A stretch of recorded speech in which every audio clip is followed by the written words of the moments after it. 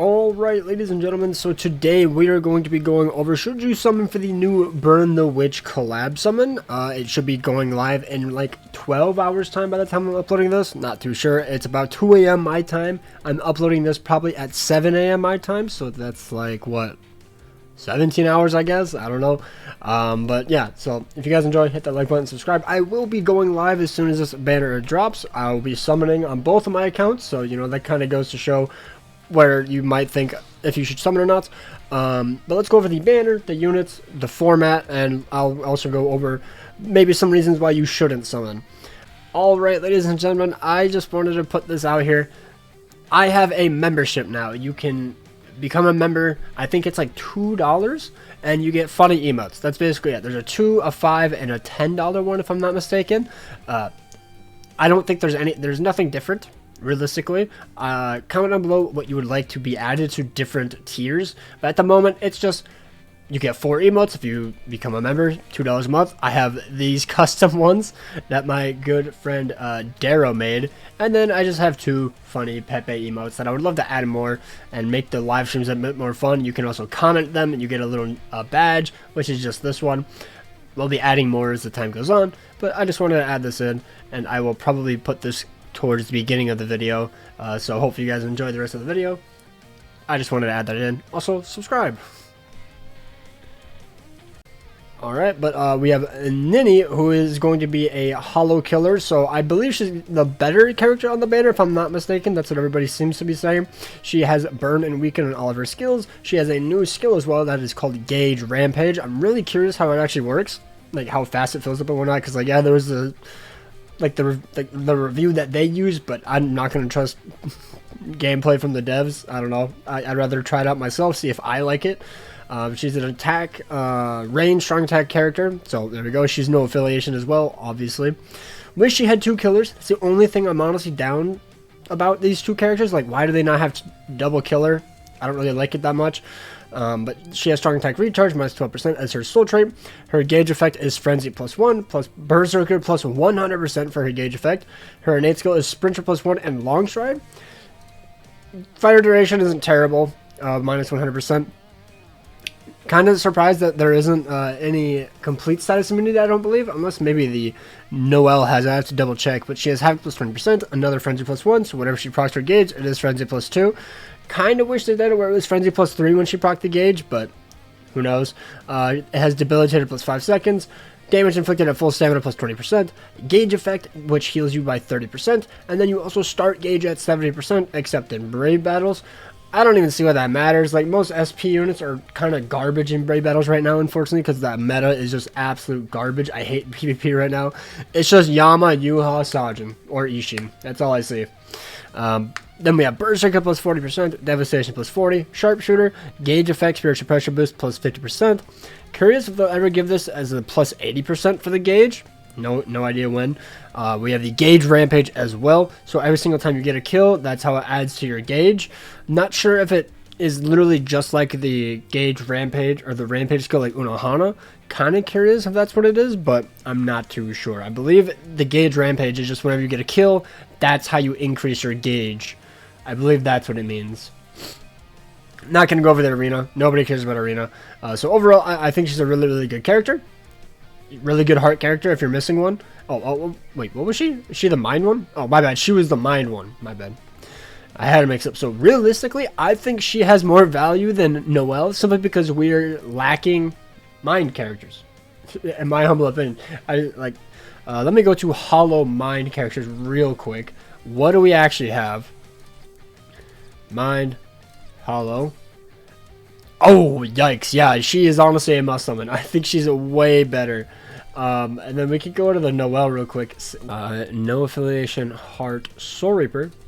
I mean, we have Ishin. So she's literally going to be competing with 6th Anniversary Ishin. So realistically, if you have him action sended, you might be fine. But honestly, they're both brand new characters and new affiliations that are kind of outdated. Like, Ishin Max and Center is still really good. I haven't used him at like an actual 1 out of 5 in quite a while, so maybe he falls off quite a bit. I'm not too sure. To be honest, I think they're both worth summoning for. At least 1 out of 5. I think they're definitely both worth it. But let's just go over. So she is a Soul Reaper killer. She has strong attack recharge minus 12% as her soul trait. And then she has Sprinter plus 1, Havoc plus 20%, Paralysis duration minus 100%, Bruiser plus 20%, Frenzy plus 1, Debilitator plus 5 seconds, damage to weakened enemies, Sharpshooter, Status ailment spiritual pressure boost plus 80%, Berserker plus 40%, Bombardment plus 1, so she's going to be a nuker, damage to drain enemies plus 40%, weakened defense, and follow-up. No idea why this is here. I wish she would have had an increased status ailment chance or something, or maybe like Frenzy plus 2. I think she is lacking a little bit, but overall I still think she's going to have a better kit than Ishin, because I believe she has the exact same strong attack kit as him. I believe it's either her or Noel, or no, it's either Noel or NINNY that has the exact same kit as Ishin, but I believe it's her. I believe it is. So she's still going to be a phenomenal unit. So nothing to... They're going to be best for what they do, to be honest. And now we can go over Gantenbane, Shuhei. And honestly, I'm not even going to go over Gantenbane. He is literally just a Link character. He is used to be a Link. Shuhei, he's an okay unit. I believe he's a Guild Quest character, if I'm not mistaken. No idea what he's used for. No idea. I thought he'd be a really big, like, Guild Quest character, but no idea. He looks like to be an okay character at the very best. Tensa, obviously broken PvP, broken PvE farmer. He has strong attack recharge minus 12%, no status ailments, because obviously we'll get to that. He has Berserker plus 60%, damage to enemies not afflicted by an ailment plus 100%. Exactly. Devastation plus 60%, Frenzy plus 1, Havoc plus 20%, hidden enemies plus Pierce Iron Skin plus 1. He has melee damage plus 10% and plus 30% in co-op quests. So if you go into an IT, you're doing even more damage. He has Power Droplet drops plus 30%, Link Slot and Super Link Slot potions plus 5. And then he also even has innate skills, which if they would load, Fire Duration, Guard Break, and Sprinter plus 1. Phenomenal unit. You just give him full stamina boost and either long stride or lasted survival, and he's cooking. He's one of the best farmers in the entire game. Probably easily the best speed farmer. I prefer Baogo because he can heal himself, and I'm really bad at the game. And if I get hit one time with Tensa, he loses so much damage and I die a lot. So I need someone with drain. But Tensa is still an absolutely phenomenal unit. If you have an entire lobby with him, you'll probably be cooking, especially if there's only fire status ailments on the ground, then you're fine. Or if you just bring one speed character like Unohana, which I believe gives shared status immunity, not too sure. I honestly can't remember. Either way, bring some character with shared status immunity, boom, they don't get burned or poisoned or anything, and you're fine. Now we have Ishin, literally the best premium character for PvP. So if you're looking for a quote-unquote free-to-play character to get, he is one of them. Like, I pulled him twice off silver tickets in the last month on my alt account. That's insane. And I pulled him with silver tickets on my main literally like 2 days ago. Crazy. But he is a Soul Reaper affiliation with Soul Reaper Killer. He has damage taken minus 16% with lash rate on all of his skills. He has Brave Battles only prevent lasted survival plus 100. Half stamina only decrease damage taken minus 50%. He has Brave Battle temporary invincibility plus 10 seconds. Bruiser plus 50%. Damage to lacerated enemies plus 60%. Debilitator plus 2 seconds. He has Flurry plus 2. Ignore Brave Battle invincibility. Poise. And then prevent Brave Battle healing. And then you should also have some innate skills, which is Guard Break, Long Reach, and Sprinter plus 1. So if you want to bring him into PvE, you can. Don't recommend it. Do not recommend it. But he is still an absolute powerhouse. If he procs his lash rate on enemies, then it's basically GG. I wish he had a higher chance to do that. I wish he did. Maybe instead of the... I don't know. Maybe instead of the Prevent Last Ditch. I'm not too sure. Yeah, I don't know. Maybe just put something in here, you know, like I don't know, put Poise or Flurry plus 2 in the innate skills or something. I don't really know, and then put a increased chance to lacerate enemies. I don't know. That's all I really want. But either way, still an absolutely phenomenal character. Stark, he is literally just a 30% stamina link. His SA kit is just terrible. Like, you literally have to be like 2 millimeters away from them, like a shotgun. And other than that, his starting attack kit is just mid. Other than that, he's just a Link, unfortunately. Ichigo, he's still a good Mine character, I don't really like using him except in really easy content or nuking, but since he's not 5 out of 5, it's still kind of mediocre. Still really annoying to try to sub 1 certain guild quests, but now that's kind of a thing of the past, so he doesn't even really have a use anymore. Because I believe once Very Hard GQ comes out, I'm assuming he will not be able to sub 1 nuke at all. Because I believe, from what I read, it sounds like there's going to be like little like stagger stages, so that way you kill one wave with a nuke, well, unfortunate, there's another one. There's a little like immunity phase, so you can't actually nuke through all 5 waves. So there's just no point in using him, to be honest. Like, maybe he's a good side, maybe, but other than that, he's just like an autoer at this point. 1 out of 5 is more than enough, but still good. He's still a good character. Ishin, kind of the same thing. I think he has usability in PvP to a certain extent if you farm or if you find only SP characters, but at this point in time, it's literally only invincibility characters, unfortunately. But I think he's still good as a side, just like the Ichigo. I think he'll be a good side character in Guild Quest. But other than that, he's an amazing autoer. He can carry you through basically anything. I mean, so can Ichigo, but he doesn't have Drain. If he did not have Paralysis and he had Drain, I think he would be miles better. But Ishin is just so much better, and also his SA1 sucks. Ichigo's SA1 is dog water. It's so bad. I hate it. Ishin's SA1 feels super beefy. It hits really hard. Looks cool. He's just a better character. I don't care. Ichigo's terrible. This Ishin's way cooler, in my opinion. But yeah, that's going to do it for the video. Let's go over. I think you should summon.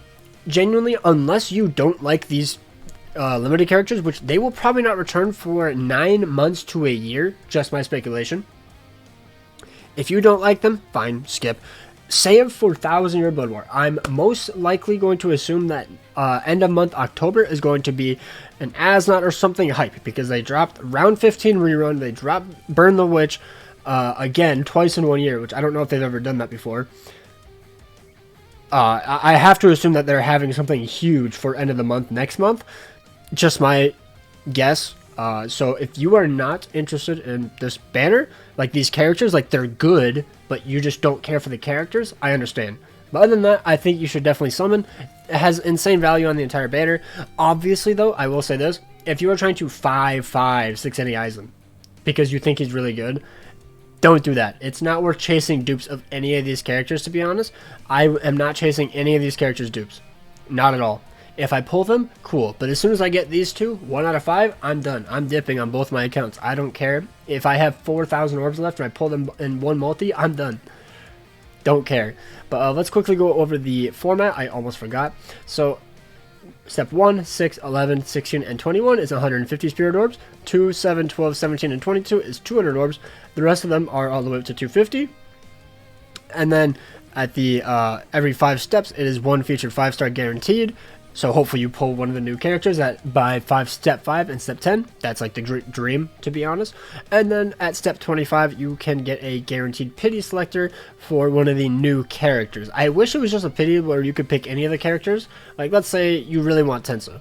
You don't get Tensa, but you pull the 2 new characters and you get to step 25. It's like, damn, I really wanted Tensa. Like, I know most people are probably going to be wanting the new characters, but like, it's just nice to have an option, you know? I don't know, but either way, I still think it's a very, very good banner format. Absolutely love the pity. I don't mind it. Wish they kept the premium step ones from before for the mid-month, but I get it. I assume it's just to like encourage you to summon on mid-month banners, which is a really good idea for K-Lab.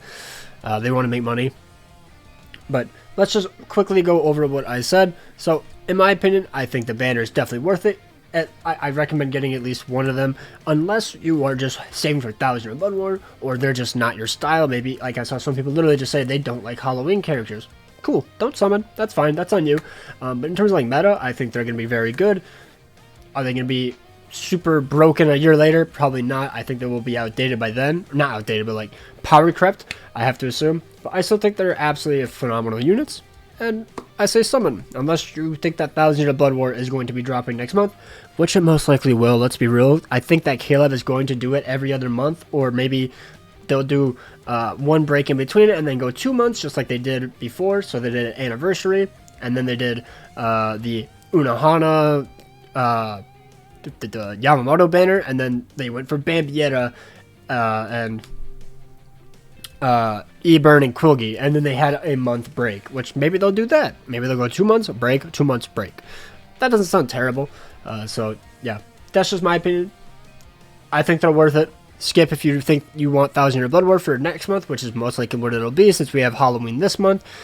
We'll most likely get 1,000 Year Blood War, or maybe something new next month. Who knows? Maybe they have something cooking. Maybe Beyond Full Break. I would actually be extremely hyped for that, not gonna lie. But either way, hope you guys enjoyed. Hope you guys have an absolutely amazing day.